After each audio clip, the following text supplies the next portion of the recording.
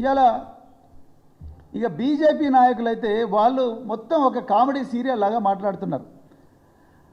10వ తరగతి పేపర్ల లీకేజ్ వ్యవహారంలో అడ్డంగా టెలిఫోన్ ఆధారాలతో దొరికిపోయిన బండి సంజయ్ కూడా ఇవాళ టెలిఫోన్ ట్యాపింగ్ గురించి మాట్లాడుతున్నాడు. ఆయన మన దురదృష్టానికి ఆయన కేంద్ర హోంశాఖ సహాయ మంత్రి, ఆయన కూడా ఇవాళ టెలిఫోన్ ట్యాపింగ్ గురించి మాట్లాడుతున్నాడు.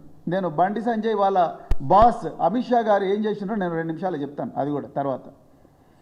రఘునందన్ రావు గారు ఆయన కూడా ఇవాళ సిద్దిపేటలో ఘోరంగా పేద రైతుల భూములు కబ్జా చేసిన, అదేవిధంగా వెల్మల, కొండకల్, శంకర్పల్లి మండలంలో వేల కోట్ల రూపాయల విలువైన భూముల విషయంలో ప్రజల పక్షం వహించకుండా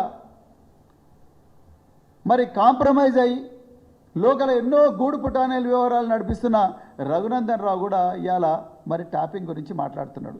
ఇక కొండా విశ్వేశ్వరరెడ్డి అయితే అందరిని పిలుస్తున్నారు, నన్నెందుకు పిలిచలేదని చెప్పి ఆయన కూడా మరి పేరు చెప్పి పిలిపించుకొని పోయి ఆయన కూడా నన్ను కూడా మరి ఎగ్జామిన్ చేయండి, నా ఫోన్ కూడా ట్యాప్ అయింది అంటున్నారు.